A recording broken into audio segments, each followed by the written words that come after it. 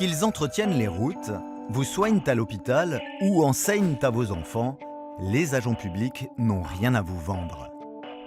Ils n'ont pas de version premium ou d'entrée de gamme à vous proposer selon que vous soyez riche ou pauvre.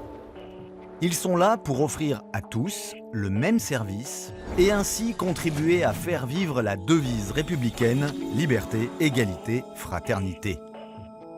La fonction publique n'est pas une entreprise comme une autre qui se développe là où il y a un marché, du pouvoir d'achat et des profits en perspective.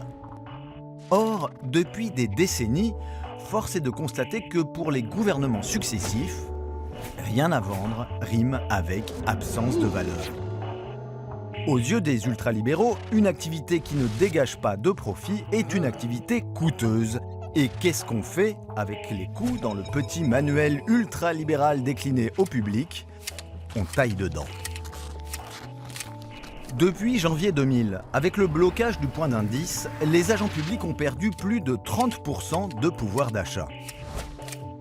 Depuis 2000, en l'absence de revalorisation, la grille indiciaire se tasse vers le SMIC, les notions de carrière et d'avancement se dissolvent dans une mer sans vent ni courant. En plus de cette perte de pouvoir d'achat, être malade est dorénavant pénalisé. Les agents perdent en effet 10% de leur salaire et subissent un jour de carence. Quant aux agents qui assurent le service public dans de grandes métropoles ou dans des zones touristiques, ils n'ont tout simplement plus les moyens d'habiter à proximité de leur travail. L'indemnité de résidence, quand elle existe, étant notoirement inadaptée au coût réel du logement. La liste des attaques subies pourrait se poursuivre. Résumons en soulignant que l'individualisation, les primes ou les indemnités liées à la performance, la rémunération au mérite ou les projets de fin des catégories C, B et A sont autant de remises en cause du statut général des fonctionnaires. Or, ce statut n'a pas été établi n'importe quand. Il a été pensé et mis en œuvre en 1946, après les ravages de la guerre, dans une France à reconstruire.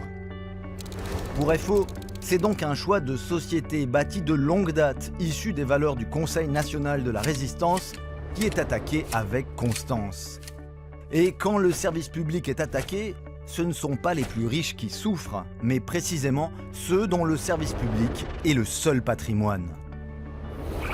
Pour FO, comme tous les autres salariés, les agents publics doivent pouvoir vivre dignement de leur travail. FO exige la revalorisation immédiate de 10% de la valeur du point d'indice. Le rattrapage dans le cadre d'un plan pluriannuel des pertes subies depuis 2000 et l'amélioration de la grille indiciaire afin de relancer l'attractivité de l'emploi public. On ne peut pas, à chaque crise, faire l'éloge des agents publics, puis, une fois la crise passée, les réduire à un coût ou à une dépense. Les agents publics ne sont pas une variable d'ajustement budgétaire au service des politiques d'austérité. Pour FO, les agents de la fonction publique sont une richesse. C'est pourquoi FO continue de porter ses revendications pour les postes et les missions, pour la défense de tous les agents, pour un véritable service public au service de tous.